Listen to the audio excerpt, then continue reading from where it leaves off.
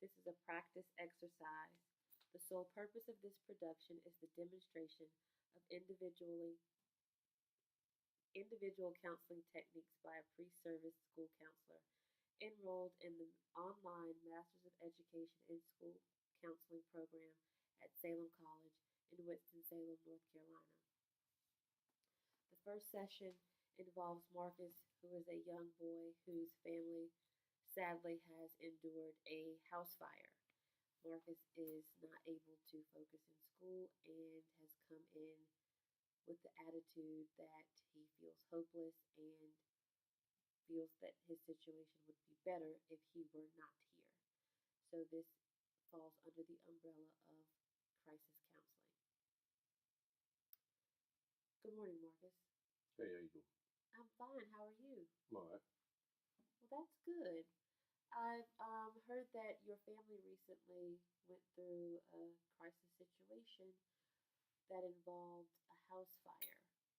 Yeah, we did. And we've been struggling ever since. I just can't seem to get it together. I feel like I'm just, here in the way.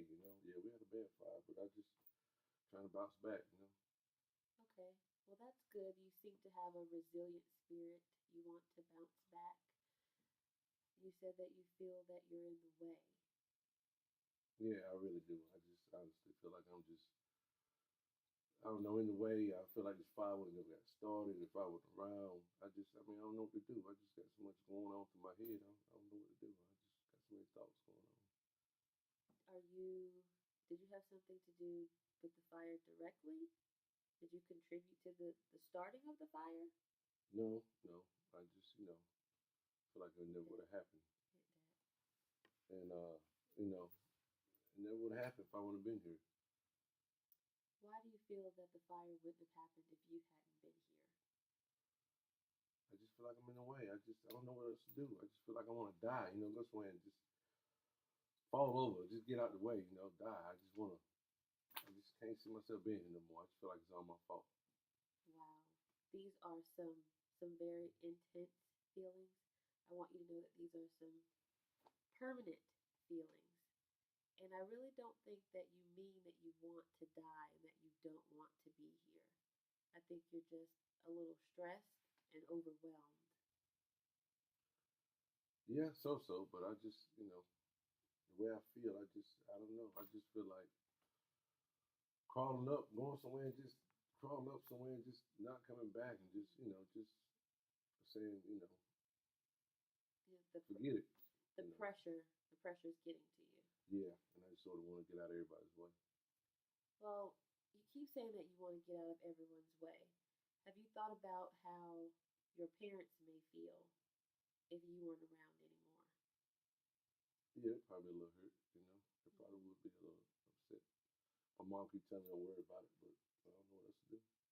Yeah, I think they would be upset, and I think we should try to find a way for you to kind of do what your mom said. I know it's going to be something that you're going to think about a lot, but I think that your parents are probably better equipped to deal with this, the rebuilding part of it, than you are.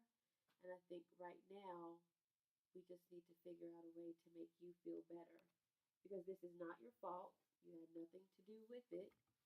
And I think that, you're a part of your family and they want you around. Think of it like you're a part of the team. Are you familiar with the way teams function? Have you ever played on a team or are you a part of a team? Yeah, I play basketball. Okay. Yeah, I do. Do you like playing basketball? Yeah, but it ain't the same though. It just ain't the same. But yeah, I like playing ball. Okay, well, let's look at this situation like it's a basketball game. I know they're not the same thing, but I'm sure there have been times where during the game you and your team have been down and it probably looked like you were going to be defeated, but then in the end somebody scores the winning shot. Yeah, hmm yeah.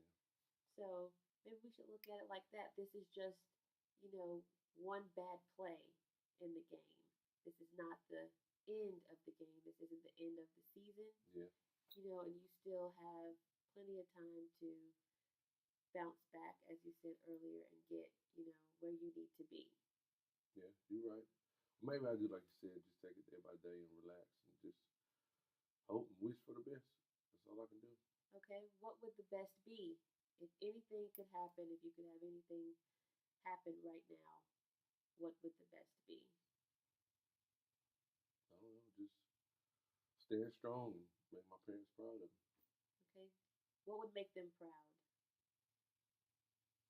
For me to be here, me not, talk about me hurting myself and killing myself. Okay, because that would probably, add more stress to what they're already dealing with. You think? Yeah, yeah, I think so. So I'm gonna just do like you said. I'm gonna take it easy and just keep playing my sports, keep playing basketball, and just try to stay positive, you know, Okay. before I give up. Okay. Well, since you did say that you weren't feeling like yourself and you felt like you didn't want to be here, that is a pretty serious situation. So, if it's okay with you, I would like to call your parents and speak with them about it and see if we can all get together and discuss this further. Yeah, I really didn't, but if you gotta do, you gotta do it. I understand. I mean, I understand how you feel, but if you, if you got to, you got to. Yes, I have to. All right. Is there one parent that you would prefer me speak to? Yeah, my father. Don't call my mother. Okay. So I'll call dad. Yeah, yeah. Call Okay. him. I'll call dad. Do you think dad would be able to come in and us sit down and talk, all three of us? Yeah, I think we'll be able to talk. Okay. So why don't I call dad and see if we can get together sometime later this week and talk about this and see if we can get you to 100% and feeling better. All right, that's fine. That's fine? Yeah. Okay. We'll do that then, okay? All right, appreciate it. All right. Have a good day. Okay, thank you. Be safe.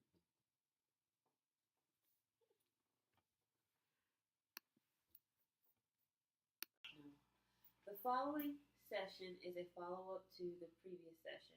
It's an example of a consultation. Marcus and his family are struggling to rebuild after the fire. As his counselor, I am working with his basketball coach and teachers to put strategies in place that will help Marcus optimize his success. I'm meeting with his father. Good afternoon, Mr. James. Thank you for coming in. Thank you for having me. I appreciate you having me. I understand that recently your family has gone through um, a traumatic experience. Can't only imagine how that feels. Marcus has shared a little bit of information with me. Basically, he's complained of nightmares and not being able to rest, and that's leading to him not being able to focus in school. Um, would you say that you've noticed some of those things since the fire? Yes, I agree, and it's been difficult. We just trying to maintain and stay on, good track. Stay focused. Yes, and I would agree that's what we're trying to do is we're trying to keep Marcus focused and keep him on a good track.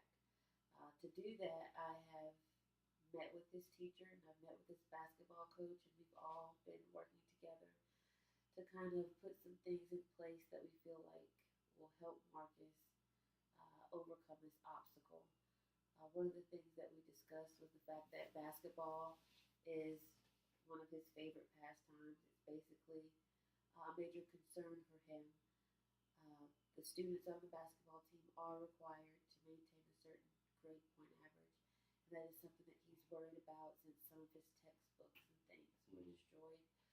But his coach has assured me that he will work to ensure Marcus that he can still play um, without fear of being benched due to the missing assignments and a possible slight drop in his performance.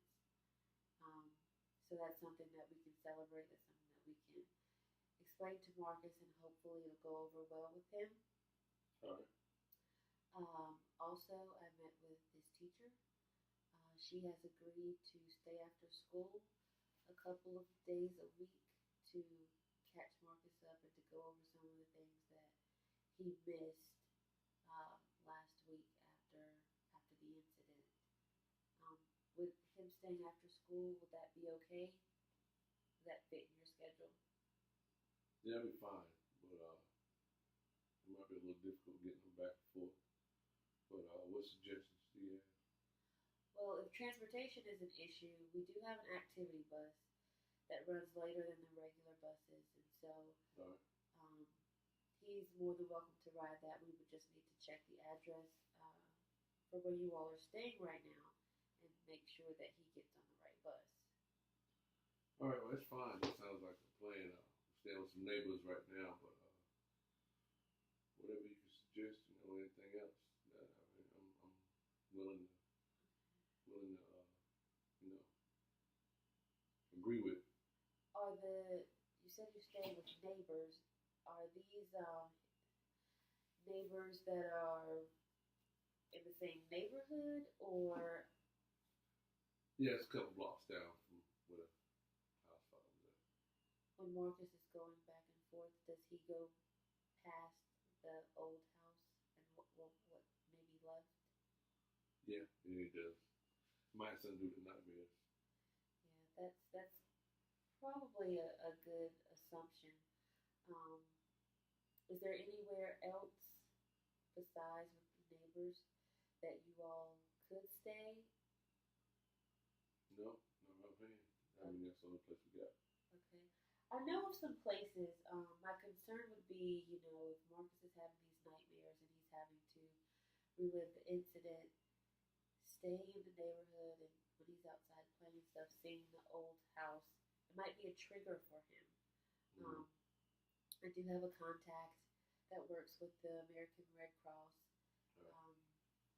and she provides emergency housing for displaced families. And I have her phone number, her email address, and I've spoken with her briefly to give her a little bit of information.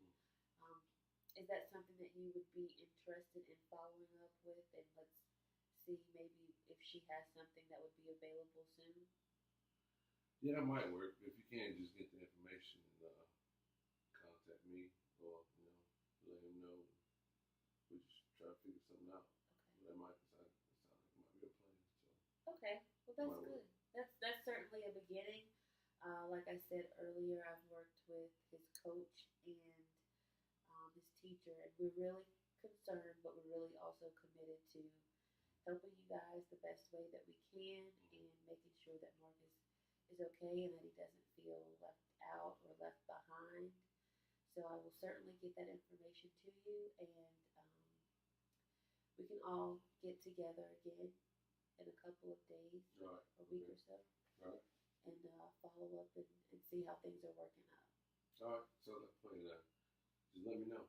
Okay. Contact me. I do thank you for all your time and your help. No problem. It was certainly my pleasure, and I'll call you sometime early next week. All right. Okay. Thank you for coming in. Have a good day. You do the same.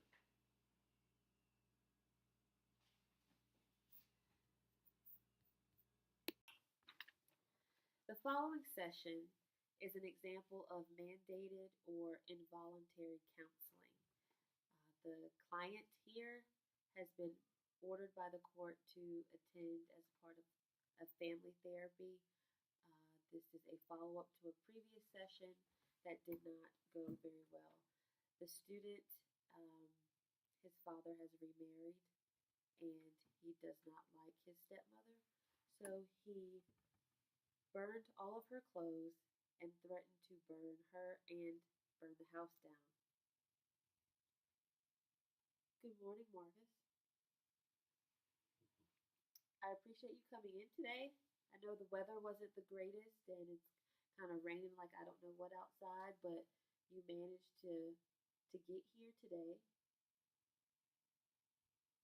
I know it doesn't seem like much, but I do appreciate you making the effort to come in and speak with me. To me, it shows that you are, even though you don't want to be here, you have committed to seeing the counseling through and trying to work out some of the issues that you feel like you have with your stepmother and your dad. Who said I was here to talk? Well, no one said you were here to talk, but typically communication has to happen during the